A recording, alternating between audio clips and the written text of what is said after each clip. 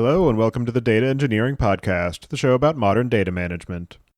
Have you ever woken up to a crisis because a number on a dashboard is broken and no one knows why, or sent out frustrating Slack messages trying to find the right dataset, or tried to understand what a column name means? Our friends at Atlan started out as a data team themselves and faced all this collaboration chaos. They started building Atlan as an internal tool for themselves. Atlan is a collaborative workspace for data-driven teams, like GitHub for engineering or Figma for design teams. By acting as a virtual hub for data assets ranging from tables and dashboards to SQL snippets and code, Atlan enables teams to create a single source of truth for all of their data assets, and collaborate across the modern data stack through deep integrations with tools like Snowflake, Slack, Looker, and more. Go to dataengineeringpodcast.com/Atlan today, that's ATLAN, and sign up for a free trial. If you're a Data Engineering Podcast listener, you get credits worth $3,000 on an annual subscription. When you're ready to build your next pipeline and want to test out the projects you hear about on the show, you'll need somewhere to deploy it, so check out our friends over at Linode. With their managed Kubernetes platform, it's now even easier to deploy and scale your workflows, or try out the latest Helm charts from tools like Pulsar, Pachyderm, and Dagster. With simple pricing, fast networking, object storage, and worldwide data centers, you've got everything you need to run a bulletproof data platform. Go to dataengineeringpodcast.com/Linode today, that's LINODE, and get a $100 credit to try out a Kubernetes cluster of your own. And don't forget to thank them for their continued support of this show. You listen to this show to learn about all of the latest tools, patterns, and practices that power data engineering projects across every domain. Now there's a book that captures the foundational lessons and principles that underlie everything that you hear about here. I'm happy to announce I collected wisdom from the community to help you in your journey as a data engineer and worked with O'Reilly to publish it as 97 Things Every Data Engineer Should Know. Go to dataengineeringpodcast.com/97things today to get your copy. Your host is Tobias Macey, and today I'm interviewing Nick Handel about Transform, a platform providing a dedicated metrics layer for your data stack. So, Nick, can you start by introducing yourself? Yeah, thanks for having me, Tobias. I'm a big fan of the show. So I am the co-founder and CEO of Transform. And do you remember how you first got involved in data management?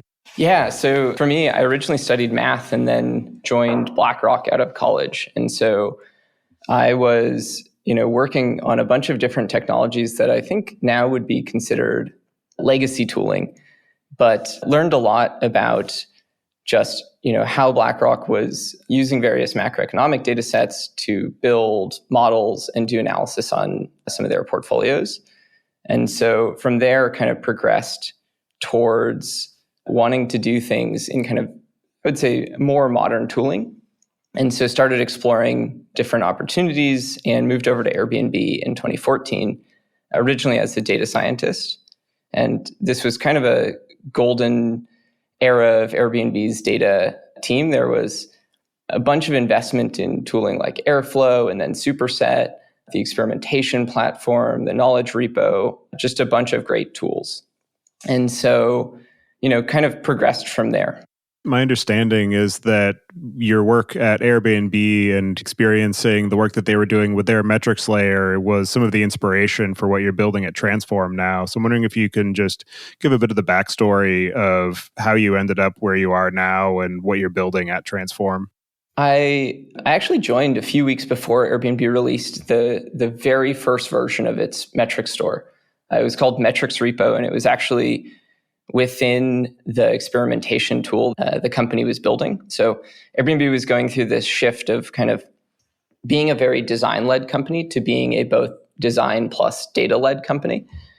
And as a part of that, was really investing in tooling around product experimentation. And so I had joined the growth team, and the primary job that I had as a data scientist was to run experiments. And when I first joined, I was, really just a bottleneck to the product team that I was on because it took me so long to run analysis on each of these individual experiments. And this tool came around that basically just made it easy to define the various metrics that I wanted to use and do analysis on my experiments with, and just built out the pipelines to then serve those metrics to this kind of experimentation readout. And so, very quickly went from running an individual experiment a week to running tens of experiments at the same time and actually getting to dive a lot deeper into the interesting parts of them, because all of the metrics and all of the different basic analysis, the kind of stats testing and whatnot, was served to me in this nice clean readout. And so over time, Airbnb invested more and more in that framework. And originally it really kind of served the use case of experimentation, but data scientists started to see that there were different applications. And so my very naive approach was to start running fake experiments and generating metrics out of this kind of automated data pipelining tool to then pull into analysis. And then later on, it evolved into the tool that is now Minerva, which Airbnb talks a lot about. In the context of analytics and data platforms, I'm wondering if you can just share your definition of what a metric actually is and some of the ways that they manifest throughout the data lifecycle. Yeah, so a metric is a bit of an abstract concept. And to make it a bit more concrete, I might dive into a specific example from Airbnb. So one of our key metrics was nights booked. It was kind of the North Star metric for the whole company. Every team tracked it. Every experiment run at the company was either trying to impact it or make sure that it didn't impact it and get something else done. And so that metric actually makes sense in a bunch of different contexts. So, it makes sense as how many nights booked were there by country, by listing type, by superhost status, by whether it was a treehouse or not. These things are called dimensions, and they bring context to numerical data. And so being able to aggregate that metric to many different dimensions is really powerful. And there's a clear relation here to OLAP cubes. And data engineers and today kind of more and more analytics engineers are responsible for building these nice clean interfaces into the data warehouse for broader business consumption. And so by capturing these definitions for metrics in a somewhat abstract way and then being able to flexibly build them to various different dimensional levels, we can serve these nice clean data sets to the company that then allow less technical users to consume them. We've seen a bunch of different solutions here around kind of summary tables or just, queries existing in a bunch of different downstream tools, from BI tools to really a wide range of different places where people want to consume metrics. And so the point of this definition of a metric in our framework is to then be able to both build those data sets in the warehouse and also build them in downstream tools consistently. One of the other pieces of terminology that I've encountered that is reminiscent of what we're discussing here with the idea of metrics is the concept of master data management, where you have this one golden table that says if you need to be able to query against, using the example that you gave of nights booked, then you query it against this table because we did the calculation ahead of time for you. And I'm wondering if you can just draw some parallels between some of the ways that master data management has been done historically and some of the challenges that it poses, and what you are working towards with Transform to enable this more sort of flexible category of metrics that can be calculated sort of at query time. Yeah, so there's this really interesting history of, semantic layers in general. And there are, a wide range of takes historically, whether they existed inside of business intelligence tools or they existed, within kind of data warehousing type solutions. And the point of this tool is really to kind of pull that out and separate it from the various pieces of infrastructure that are either storing or applying compute to data, and then all of the different places where people want to consume metrics. As you said, there have been a few different generational shifts, with the idea of the metric store being the most recent one and one that's been gaining a lot of attention, at least in the past few months that I've been seeing it popping up. And I'm wondering if you can just talk through some of the ways that those different semantic layers have been managed and some of the challenges and complexities that teams face when trying to create and manage the context and the semantic meaning around data, and sort of what you see as driving the shift towards this dedicated metrics layer. Yeah, so it might help to kind of back up and define what a metric store is and then kind of dive into the various takes. And so I see a metric store as really these four pieces. And that is the semantics for how you capture the information. And it seems relatively simple. It's, various tables in the data warehouse, and they have connections or relationships to each other. But actually, it's probably one of the most important pieces. And it's something that Airbnb iterated on for years. And it's also quite hard to change once you start capturing information. And so kind of moving between different ways of capturing this semantic information, it's a challenging evolution. The second piece is really around performance. And that's kind of getting at this question that I think you're asking around, static. Are you building the data sets in the data warehouse? Are you, building them to some kind of location that can serve them really quickly versus dynamic? Are you asking on the fly for some kind of metric denormalized data set to get constructed? The next two are really kind of how are you exposing that data to the rest of the company? And so the third piece is governance. How do you apply lifecycle management? How are you managing the definitions of these metrics? And the last one is interfaces. How are you exposing these metrics to all of the different places where they're getting consumed?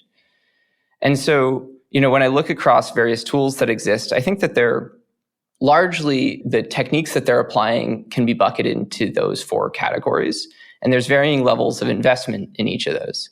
And so, I think that there are quite a number of tools out there that solve problems in each of those spaces. But the kind of metric store in my mind is a holistic solution to each of those pieces and kind of allows for a connection between each of them.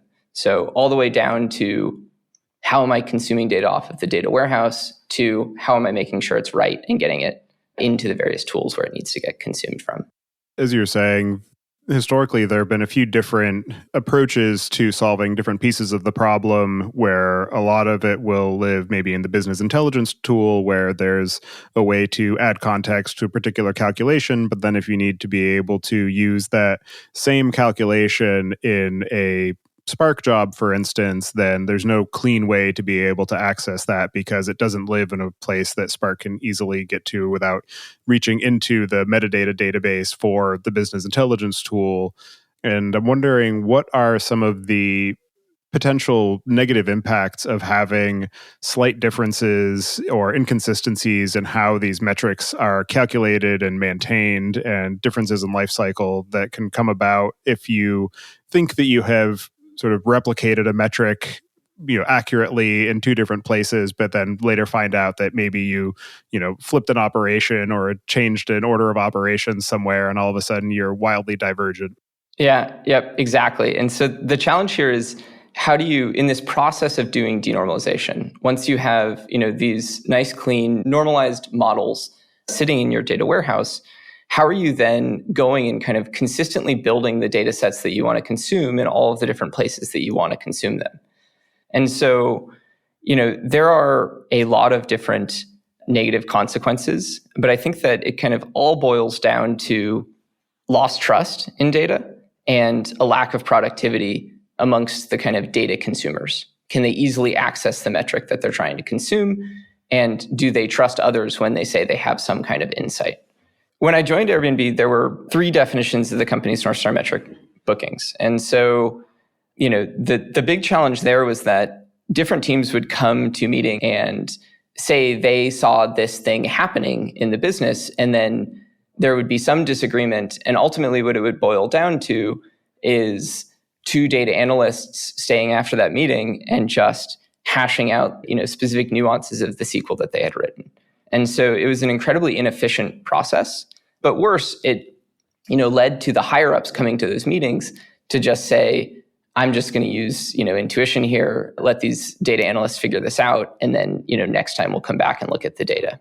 And in terms of what you're building at Transform, what are sort of the primary goals that you have for the platform and the target users that you have in mind as you're building out the overall system and the user experience design and the integration points? So the company's mission is to make data accessible.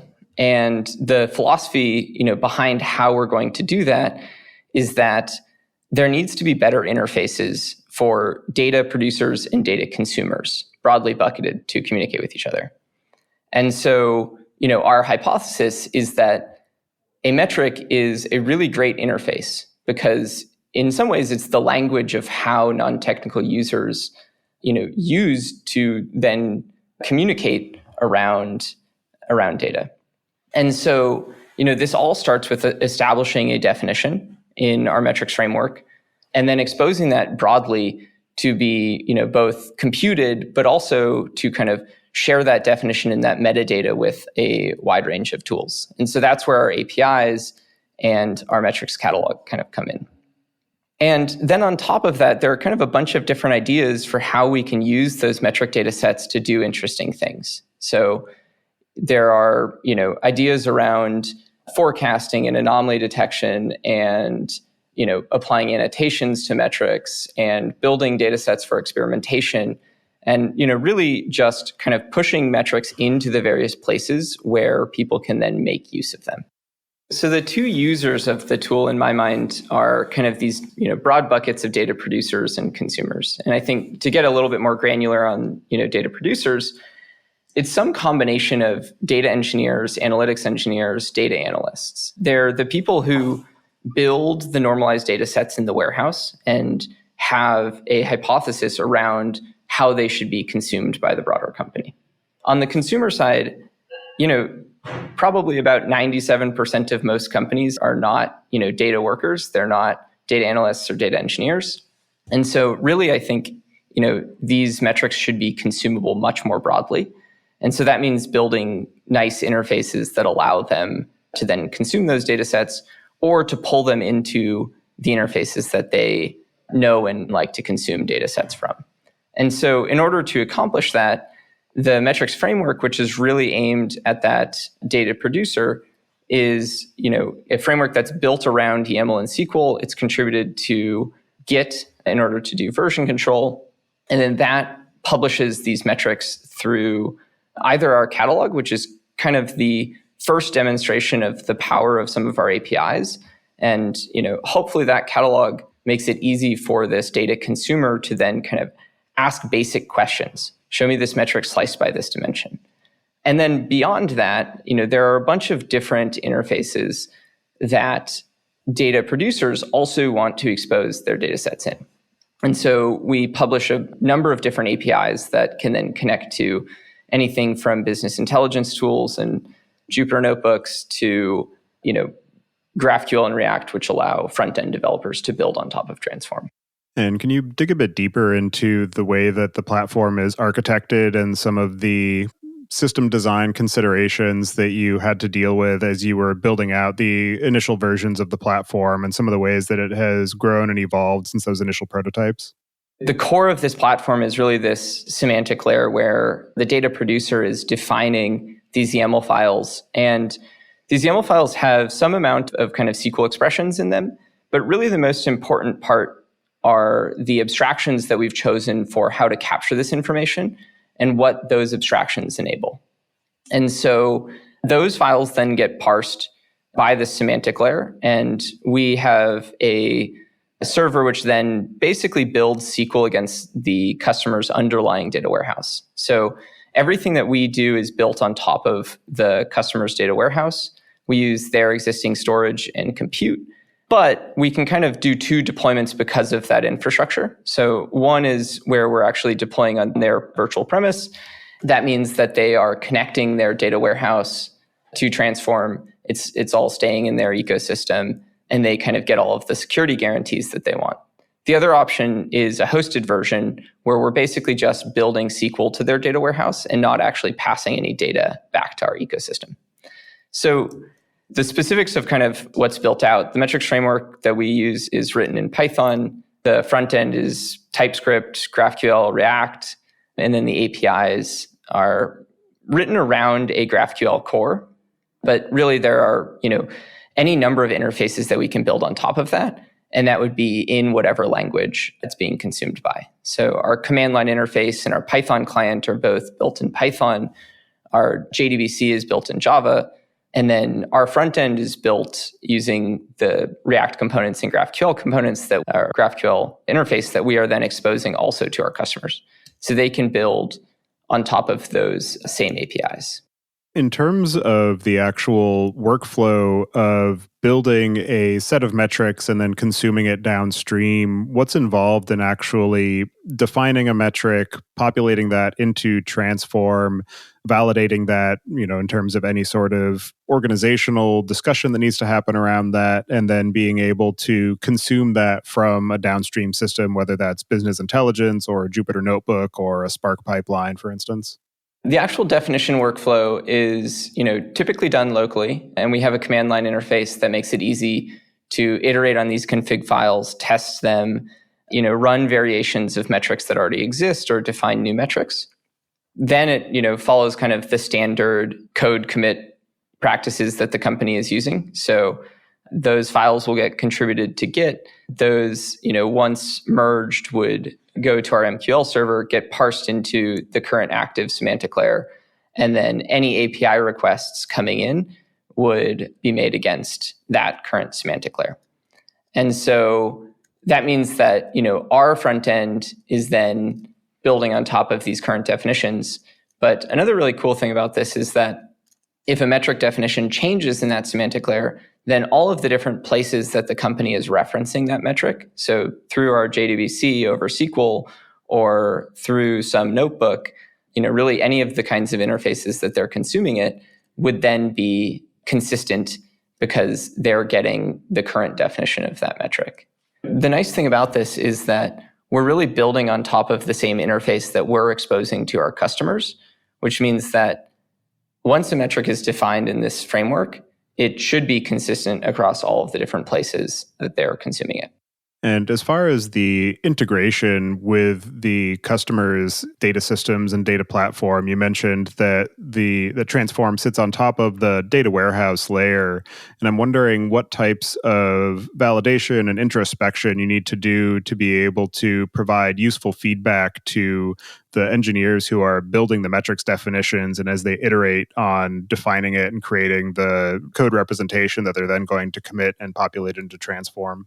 Yeah, so the core of this dev workflow is to basically be able to run this semantic layer against whatever set of configs you're using. And so, the objective here is to really be able to iterate off of the current version of this kind of semantic mapping of the data warehouse, and then to be able to use those configs in the same way that you would use the configs that are currently in production.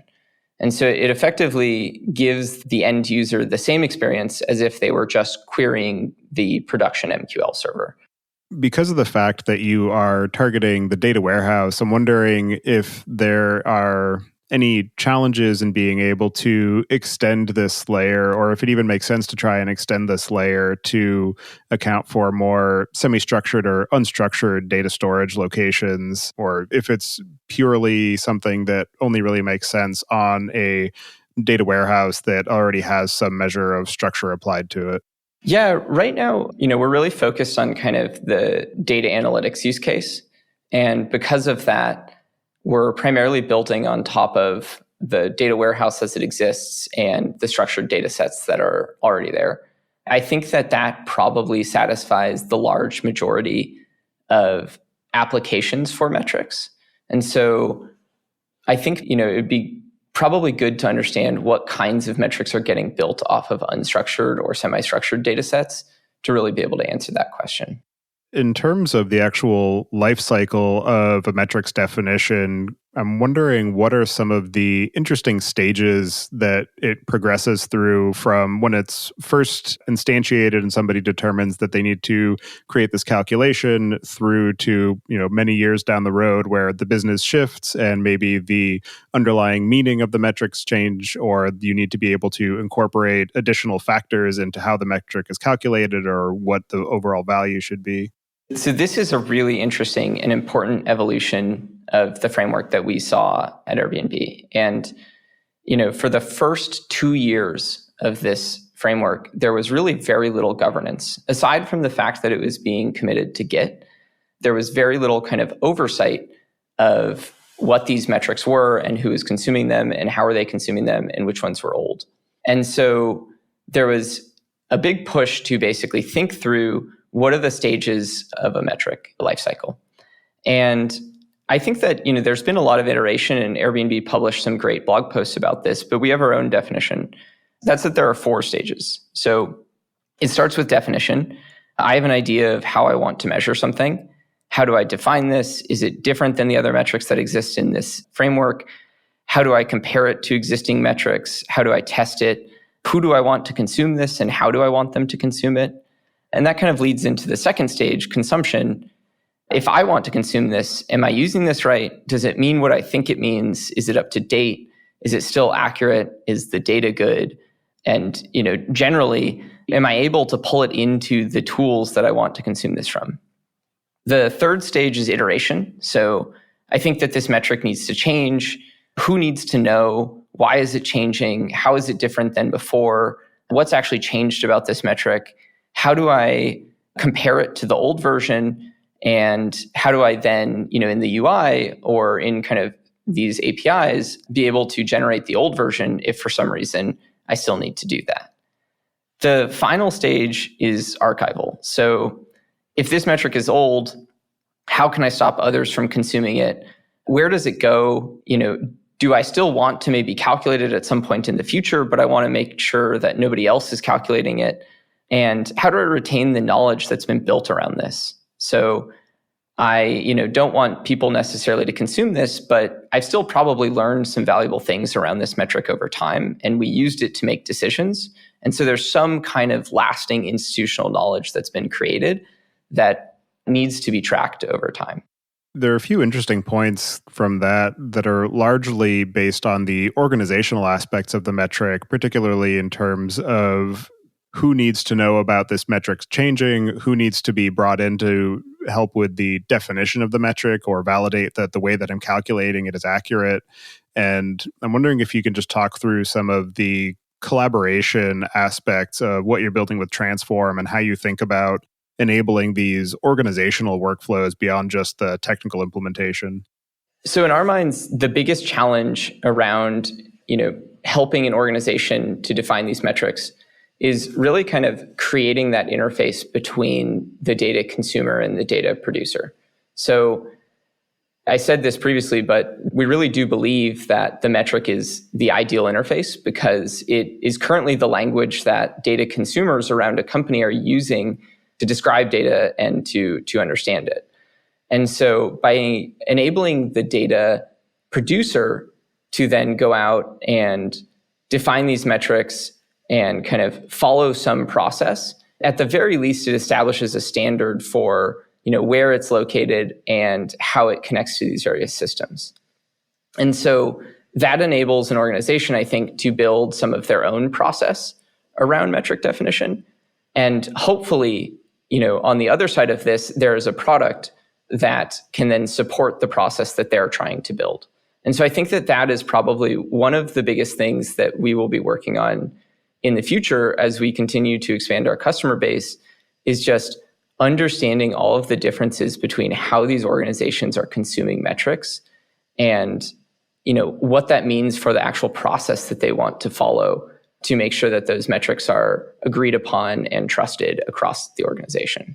Your point about the metrics layer being the interface between data producers and data consumers puts me in mind of the feature store, which is another layer that's been gaining a lot of ground recently that acts as that same kind of interface point, with the difference being that that's primarily for the machine learning workflow versus the analytics workflow that the metrics store empowers. And I'm wondering if you have any thoughts on sort of the juxtaposition of the metrics store versus the feature store and the relative utility of metrics versus features, and maybe some of the overlap that might exist where you might want to have some level of communication between your metrics and your feature stores and how those different calculations are defined and performed.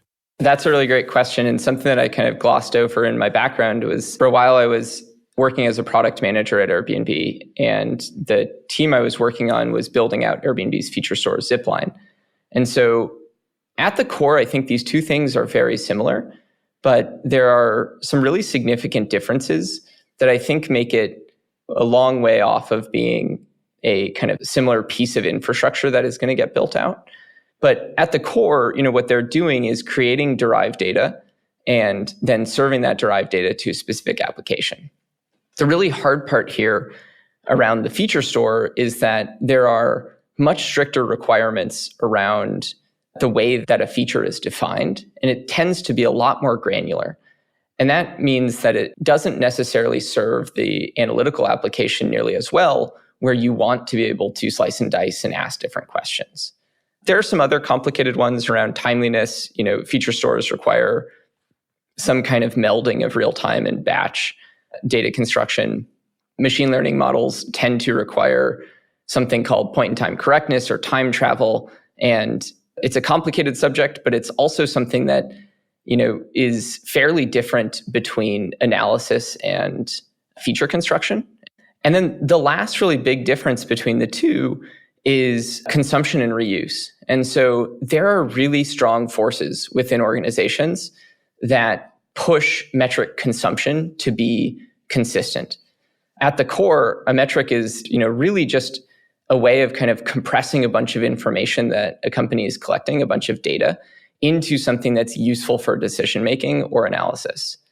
And what that means is that broadly, you have companies that are trying to push for a consistent definition across teams, across individual data analysts. It just makes the world simpler if everything is clean and consistent. And that's a really big difference compared to features, because features can perform better in certain models, and sometimes you want many different iterations of the same features. And so, the ways that I saw feature stores being adopted was primarily taking a feature, iterating on it, and then, ending up with another variant to that feature. And that's not really something that you do with a metric, or if you, do that kind of analysis, it is through some dimensions, and it's not actually changing the core definition of the metric. You're just kind of aggregating it to some different granularity.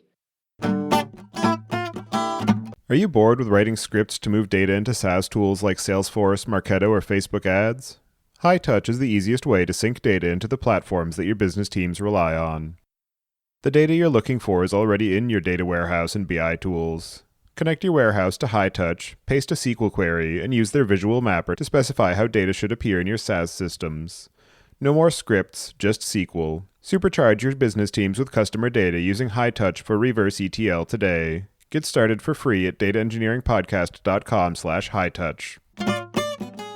In terms of the granularity and dimensionality of the metric, I'm wondering if you can dig a bit deeper into some of the complexities that come up and some of the ways that somebody who's trying to build a metric definition can shoot themselves in the foot when they're trying to figure out, how do I calculate this metric, and then be able to actually explore it at sort of different levels of granularity and dimensionality, and just some of the sort of technical and cognitive complexity that arises from that.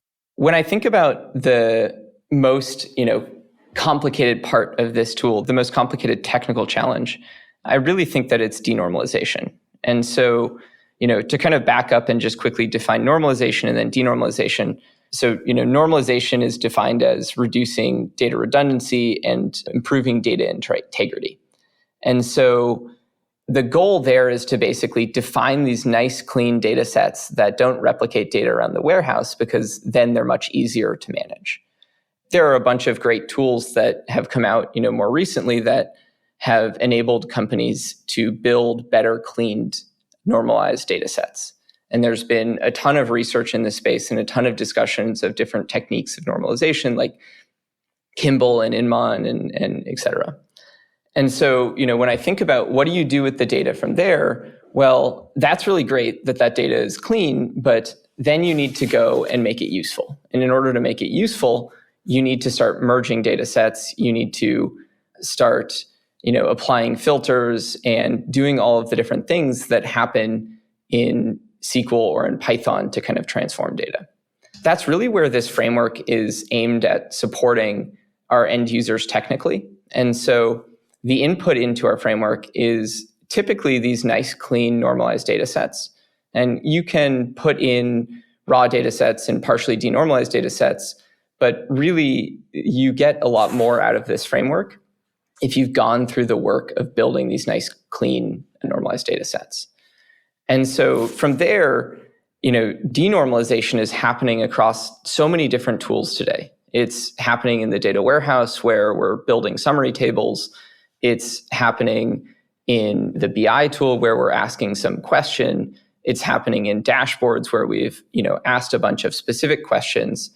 And so what we really want to be able to do is build those metrics to a wide variety of granularities consistently across all of those tools. And, one of the biggest challenges there is, what are you doing ahead of time and what are you doing on the fly? And so, ideally you want those data sets to be really snappy, right? You want your BI dashboards to load quickly, but the more you've kind of baked into your tables in the data warehouse, the less questions you can ask. And so the power of these data modeling frameworks is that they enable you to ask a wide variety of questions while also consuming those data sets in all of the different places where you want to consume them. And hopefully it's making them much faster. And so, the kind of core technical challenge of our framework then is enabling denormalization to happen in all of these different places efficiently and consistently. And so in order to solve for that, we've worked on a bunch of different approaches to caching data sets and trying to make that end result, whatever the question is, whether it's something that the end user has, pre-specified as a question that they ask frequently, or if it's a question that is new, trying to make that data set as fast as possible. And then as far as the actual platform integration, as far as the data source, it's fairly obvious that you connect up to the customer's data warehouse and use either, ODBC or JDBC for that connection. And then on the other side, you mentioned that you have these JDBC interfaces or you have GraphQL APIs, but for somebody who maybe connects it up to their business intelligence dashboard and then wants to run a query that uses data from their data warehouse and also factors in this metric, is that something where they would just pass everything through the transform layer and then you would pull in your metrics definition and then also push down a query into the data warehouse and then join those two on their return flight back? Or what's the story of being able to query against the existing database tables and the calculated metrics? We basically have an API and we call it MQL, metrics query language, and it allows the end user to ask questions in the format of metric by dimension. And so you're asking for, some metric aggregated to some dimension. And you can also apply filters and, ordering and whatnot. But that API request can basically be expressed within a SQL query. So I can say from MQL, metric by dimensions, and that will return to me some data set that kind of comes in as metric and then the various dimensions that I've aggregated that metric to. And so I can then express that API request within some broader SQL query where I'm using the full power of the customer's underlying data warehouse.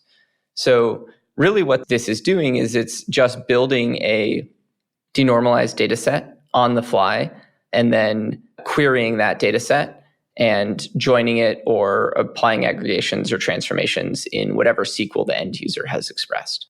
So in some ways, it's kind of the inverse of a stored procedure or user-defined function, in that instead of you pushing a function definition into the database, you're pushing the database into the function definition. Yep, that's exactly right. Yep, that's right. You mentioned that the interface for the data producers is this code first YAML and SQL sort of combined format. And I'm wondering what your process was for deciding whether to go with a code first and code native approach versus more of a sort of low code or no code UI driven framework for somebody who's maybe coming from the business side who wants to be able to define these dimensions, and just what you see as the trade-offs of having this sort of text-based flat file definition versus a more UI-driven approach. I think that there's probably a future where those files get pushed into a UI or an IDE kind of experience. I think we just wanted to start with an interface that gave us the maximum flexibility and ability to iterate. And so, in the early days, when we kind of thought about that, what are the tools that our end users are using right now? Well, SQL and YAML are pretty widely adopted in kind of the data engineering, analytics engineering world. And so we wanted to kind of meet them where they were. Another interesting element of this emerging space is how much support there is in downstream tools, thinking particularly around things like business intelligence dashboards and, other analytics frameworks for being able to introspect and understand the additional context that can be defined and exposed by the metrics layer, as far as having a prose definition of this is what this metric is for, this is how you might want to use it, and this is some of the metadata about who owns it and who created it, kind of thing. And what are some of the missing pieces of the overall data ecosystem that you hope to see filled in the coming months and years as the metrics layer becomes a more established architectural sort of quanta? The challenge here for us is that the entire data ecosystem is really built around tables today. And it's not necessarily a significant challenge, but it is a missed opportunity. And so, we can build tables off of our API requests. And by exposing this JDBC, we can build data sets that make sense and share the metadata that we want over kind of whatever connection is coming in. But really what's kind of missing here is that you're not necessarily getting that rich experience that you get when you connect to an underlying database, where you can browse the various tables and you can, look at all of the different columns and kind of get some kind of summary information around it.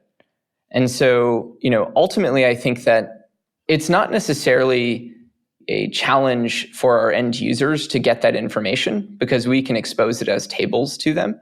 And so if they want to look at a metric and look at the various dimensions that they could aggregate that metric to, we can share that with them. But it's coming in the form of a table, and obviously to kind of conform to the world as it exists today. It's more about a missed opportunity to share that information and the kind of interesting information that can come with a semantic layer.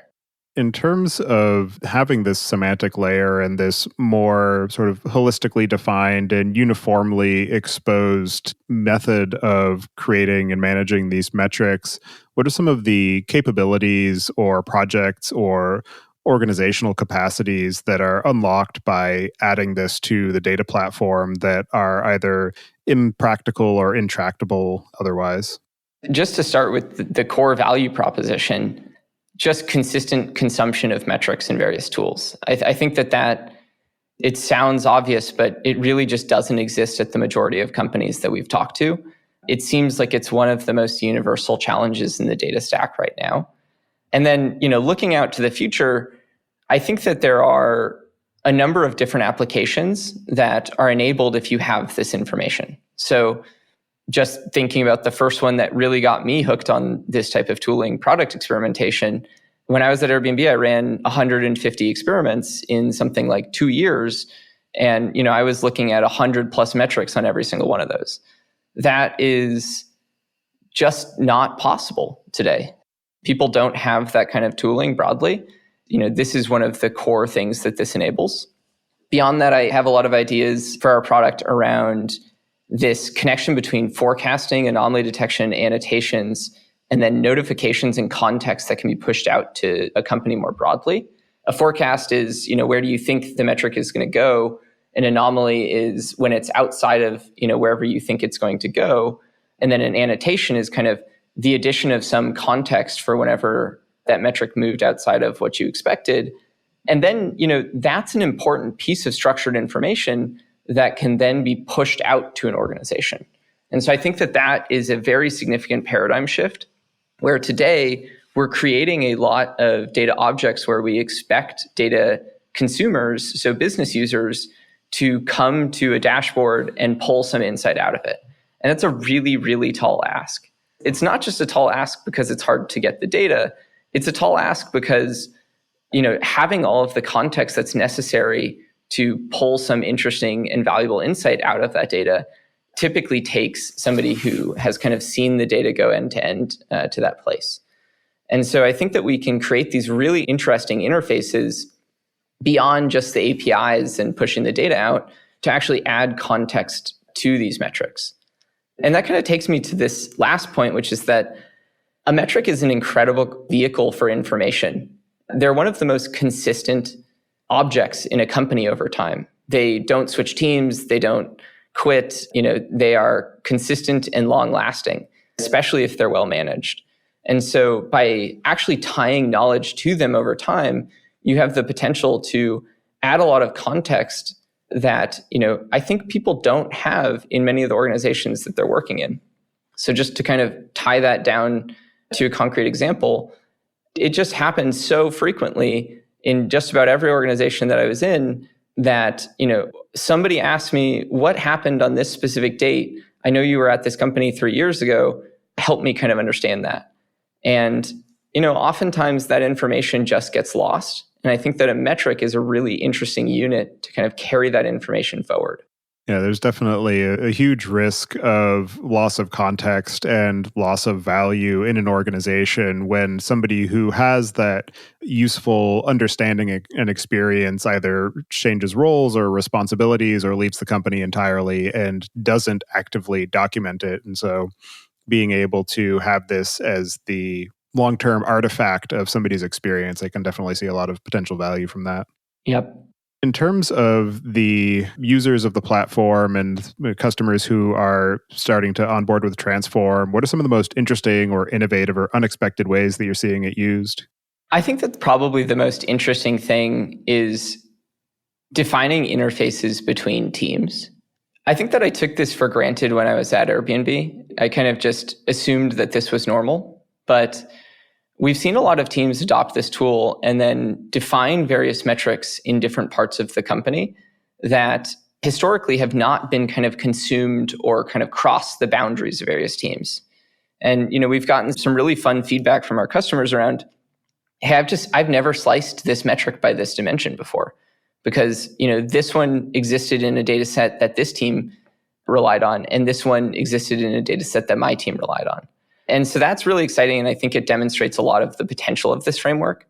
And, I kind of think back now to my time at Airbnb where I was on the growth team, right? And so I consumed metrics from a wide variety of teams because oftentimes growth teams' work impacts some other team. And so I was consuming, the customer service contact rate or the, account takeovers related to sign up and login flow work that I was doing. And I, to this day, don't know the definitions of those metrics. I could not have written the SQL to calculate them, but I know that I consumed them. And I know that the teams that reviewed my analysis trusted the analysis because they had defined the SQL. And so it's this kind of incredible unlock to basically just be able to communicate with another team reliably. I think that this actually touches on one of the kind of core principles of data mesh. That's an exciting future that we are moving towards. Yeah, the data mesh aspect is definitely an interesting element to pull out because it's been gaining a lot of ground over the past couple of years and has a lot of sort of utility in terms of how you think about building out the technical underlayment of the organizational capacity for data. And I can definitely see the metric as being a useful sort of exposed artifact for a given data team to be able to propagate and let other teams consume and combine them without necessarily having to understand the underlying calculations and computation that happens. So that's an interesting point worth noting. Mm-hmm. And then in terms of your experience creating the Transform product and building the business around it, what are some of the most interesting or unexpected or challenging lessons that you've learned in the process? I think that the majority of these come from generalization. So we saw this tool work within one company and we went out and talked to, maybe the 10 or 15 companies that have gone out and built similar tooling. But that's a very narrow picture of how people build and consume metrics. And there are a lot of really complicated factors in there that, require us to then generalize the way that the tool is built such that it'll be more useful broadly. And so, some of these include just different data modeling techniques. Airbnb had a good mixture, I think, of nice, clean, normalized data sets, semi-denormalized data sets, and then raw data sets that were finding their ways into metrics. But it wasn't even close to representative of all of the different, data modeling and data engineering techniques that companies are using. And so a lot of lessons there. I think that also different scale puts different requirements on this framework. So when I think about this, I think about that denormalization challenge of what are we building statically? So, what are we building to the data warehouse ahead of time? And what are the kinds of questions that we're making it so that even if there are 100 billion rows in this fact table, we can still answer the question of, how many rows were there per dimension that I'm trying to aggregate it to? And what that takes is basically pre-aggregating data sets. And that's something that Airbnb got really good at because it had large amounts of data. But a lot of the companies that we're working with really just want to be able to do these things dynamically and on the fly, and they still don't want to wait that much time. And so it's, some combination of building data sets and then storing intermediate representations of them such that incremental questions can be answered quickly. But they don't necessarily have the time to go out and build a bunch of, nice, clean, denormalized summary tables that they can expose to their organization. That's been a really big challenge, but also a really big learning. And I think that it pushed us towards making our APIs dynamic so that you can ask for any metric dimension combination. But there's a bunch of interesting work that we're doing around caching to make it so that those results can get returned quickly. The last one I think is just organizational challenges associated with metric definition and the whole lifecycle management process that I mentioned. It's tough, and just about every company has a different idea of how this works. And so there is a big challenge around kind of productizing that. What that means is that there needs to be a lot of configurability because this catalog really needs to work in the ways that companies expect it to work for that process that they want to run. And your point about pre-calculating summary tables is interesting because I've had a lot of conversations with people where the sort of general guidance is that you should have one or a small set of tables that can answer 80% of the questions in your business. And with the introduction of metrics and the amount of information that you have about what data is being used, how and by whom, exposes the potential for an interesting feature where you can recommend a set of summary tables that would be useful to pre-compute to increase the speed at which you're able to generate these other sort of metrics views of the underlying data. Yeah, that's right. And that's kind of why we have really two primary layers of caching. The first one is one where the company can say, I know that I want to compute, this metric and this dimension together, and I want it to be really, really quickly, or I want the queries to be really quick on top of that. And so, that's something where they know ahead of time, and we can get that query down to, in a really fast data warehouse under 1 second. And on the other end of that, there are times when people just ask new questions, but if they find something interesting, they're going to keep asking it. And so we have this layer that we call dynamic caching, which basically allows you to ask questions. And then if you go and ask that same question again, it's going to be really fast because we're saving that data set in a similar way to the way that we're saving that materializations data set. And this really enables people to ask these metric questions really quickly, but also enables them to ask a wide variety of them.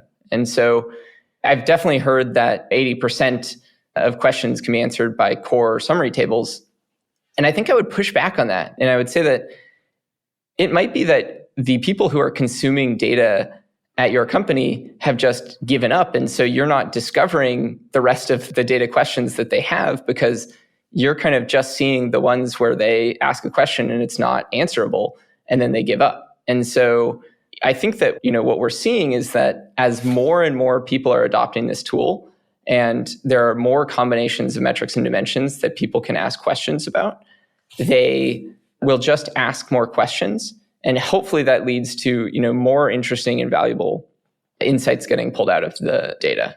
For people who are interested in the idea of a metrics layer and they want to be able to add some uniformity to how the metrics are defined across their different tools, and they want to be able to enable their business users to explore more of the dimensionality of their data, what are the cases where Transform is the wrong choice and they might be better suited with some in-house tool or something purpose-built for their particular use case?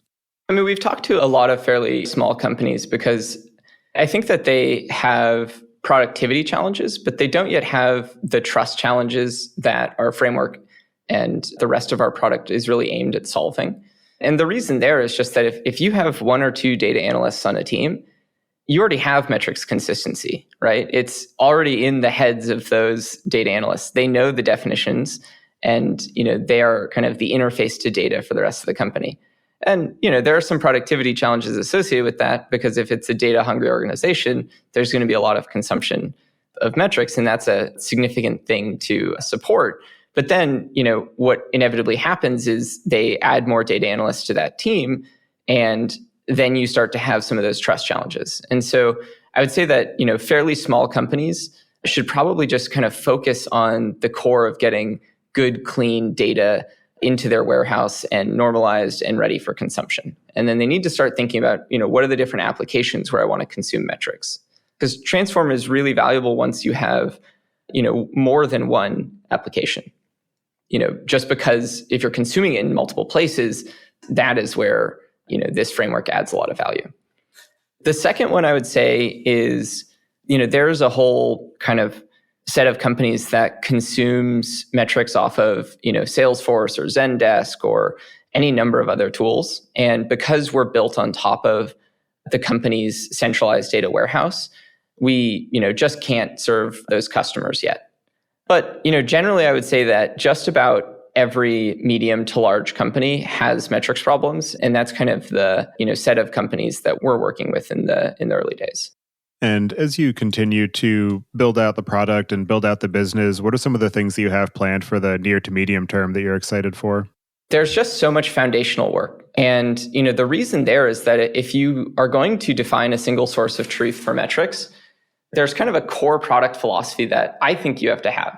One is that you have to be able to consume metrics from, wherever it's located, and you need to be able to build whatever metric types a customer wants. And we're still working on that. There are a lot of different types of metrics that companies want to consume. And, I would put us in the kind of 90% at this point. We can support all of the kind of core types of metrics, but still working to support some of the kind of edge cases that specific companies are interested in tracking.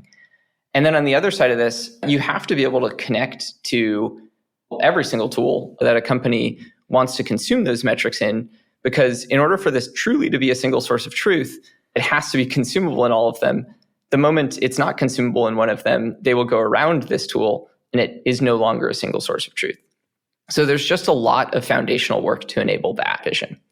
But, beyond that, I think that once you have consistent metric definitions, there are a bunch of really interesting applications. And these are the things that I already called out around forecasting, anomaly detection, interesting correlation analysis between them, building metrics for different applications like experimentation, executive reporting. There are just so many different applications. And I think some of those are well served today. BI is an example of something that there are many different takes on how BI should work. And there are many people who are kind of building the future there. But I think that there are a lot of different applications for metrics where people are still just kind of starting from home base and trying to figure out, how am I going to build this application? And it all starts with building metrics out in the data warehouse and then figuring out how to then kind of productionize that. And so I think we can help with some of those, I'd call them long tail applications of metrics. Well, for anybody who wants to get in touch with you and follow along with the work that you're doing, I'll have you add your preferred contact information to the show notes. And as a final question, I'd just like to get your perspective on what you see as being the biggest gap in the tooling or technology that's available for data management today. Well, I think the obvious answer is probably the one that I'm putting my career behind, which is, just making metrics a first-class citizen of the data ecosystem and generally making data more accessible. But maybe more broadly, one that I'm passionate about is, I think in order for data to really truly be accessible, we need to make a lot of progress with the data tools that we've built out. And I think in order to do that, there needs to be much broader cooperation between the various companies working in this industry. And so, I'm excited about projects like Open Lineage. I'm excited that we are kind of pushing the specs of how our semantic layer works out into the open. And I think that this is something that will hopefully allow more companies to build on top of Transform. Well, thank you very much for taking the time today to join me and share the work that you're doing at Transform. It's a very interesting product and an interesting problem space. I'm definitely excited to see more energy behind it and the wider availability of metrics across the overall data ecosystem. So thank you for all of the time and energy you're putting into that, and I hope you enjoy the rest of your day. Thanks for having me, Tobias. This was a lot of fun.